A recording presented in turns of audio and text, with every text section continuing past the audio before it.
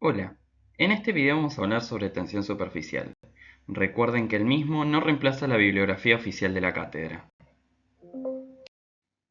Cuando el agua entra en contacto con el aire, en lo que llamamos nosotros como interfaz aire-líquido, las moléculas que están en la profundidad del líquido se chocan entre sí y contra las paredes en todas las direcciones, como vemos acá, que están apuntando con la flecha.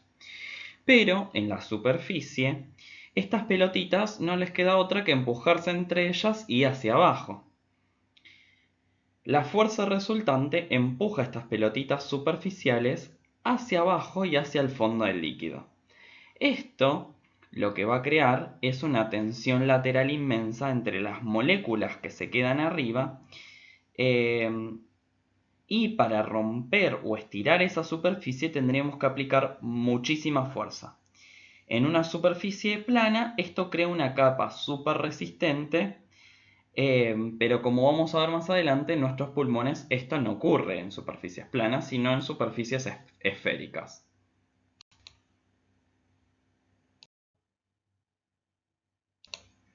En una esfera, esas fuerzas desequilibradas de la tensión superficial de las que hablábamos empujan directamente hacia el centro, en esta dirección. Se intenta por todos los medios reducir el volumen del gas que hay dentro de la burbuja, lo que inevitablemente dispara la presión dentro de la burbuja. Este juego de fuerzas se define por la ley de Laplace, que nos dice que la tensión es igual al radio por la presión sobre el espesor por 2. Dice que la presión, si nosotros cambiamos y ponemos la presión en este caso, y nos quedaría, despejaríamos y nos queda 2 por la tensión sobre el radio, diríamos que la presión necesaria para mantener inflada la esfera es igual al doble de la tensión dividido el radio de esa esfera. Como la tensión del agua aquí la damos como constante, tenemos una relación inversamente proporcional entre lo que es el radio, y la presión. Vemos por la fórmula de Laplace que la presión es inversamente proporcional al radio si mantenemos la tensión constante. La tensión superficial es la fuerza que se genera por el interfaz aire-agua en la superficie del alvéolo. El alvéolo tiene una capa de agua, no es seca, ¿no? Como veníamos viendo en las clases anteriores. Y como el alvéolo es redondo, las fuerzas de atracción serían hacia adentro como se muestran en esta imagen de acá.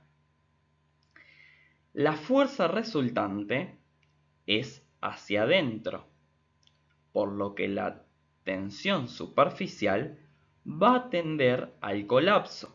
Y por eso decimos que forma parte de la fuerza elástica pulmonar, que recordemos que decíamos que era una fuerza de retroceso elástico. La tensión superficial tiene un valor fijo en los alvéolos del pulmón.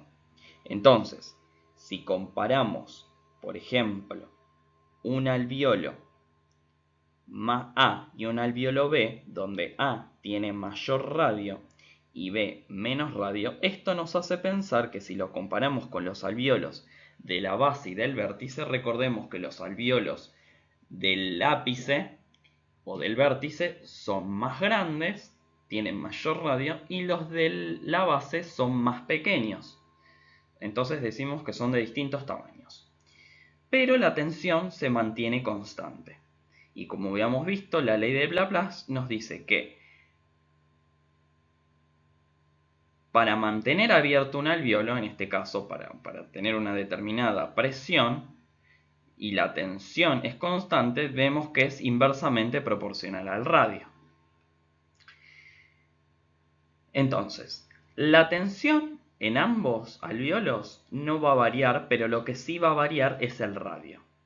Entonces, si ocurriría esto, la presión en A sería menor que en B, porque decimos que son inversamente proporcionales la presión al radio. Entonces, ¿habría un flujo de donde hay mayor presión a donde hay menos presión? Normalmente los alvéolos tienen todos las mismas presiones cuando la glotis está abierta y si mantenemos una presión alveolar igual en todos los alvéolos. Para que esto no ocurra y que no se colapsen, vamos a ver que existe una sustancia que veremos en la diapositiva siguiente. Para evitar entonces que estos alvéolos colapsen, existe una sustancia sintetizada por los neumonocitos de tipo 2 que está hecho principalmente de fosfolípidos, que es el surfactante. Este surfactante, estas pelotitas nuevas violetas, se van a interponer entre las moléculas de agua disminuyendo su densidad. Al actuar como un agente tensoactivo, va a separar esas pelotitas de la superficie, reduciendo así la fuerza de atracción y por tanto el surfactante disminuye la tensión superficial. A medida que los alvéolos se van haciendo más pequeños, por ejemplo, en los de la base, las moléculas de surfactante se juntan, se amontonan, su concentración aumenta y esto hace que la tensión superficial en ese alvéolo de radio pequeño disminuya. Mientras tanto, en el alvéolo más grande, el surfactante está más esparcido, dejando que la tensión sea un poco mayor.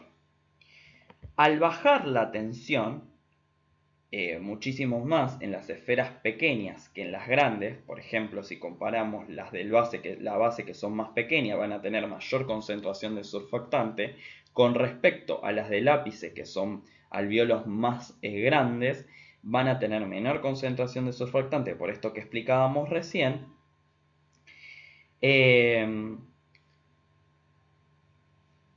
Va a equilibrar las presiones en todo el sistema, entonces va a permitir que las presiones de ambos alvéolos sean iguales para evitar el colapso, evitar que haya un flujo y por lo tanto evitar que haya colapso.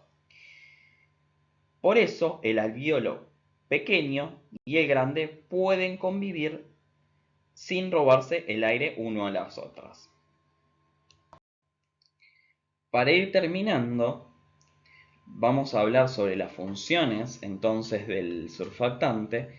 Lo que van a hacer es favorecer la estabilidad alveolar para evitar que se genere menos presión en los alvéolos más pequeños, disminuye la tensión superficial evitando el colapso alveolar, que esto lo conocemos como atelectasia, y va a contribuir a mantener seco el alvéolo y evitar el trasudado. Recordemos que además al disminuir la tensión superficial, el pulmón aumenta su distensibilidad y disminuye el trabajo necesario para lograr su expansión, evitando la rigidez. Si ponemos un ejemplo en donde no tengamos surfactante, como ocurre en los neonatos prematuros, vamos a ver que se genera un síndrome de dificultad respiratoria del recién nacido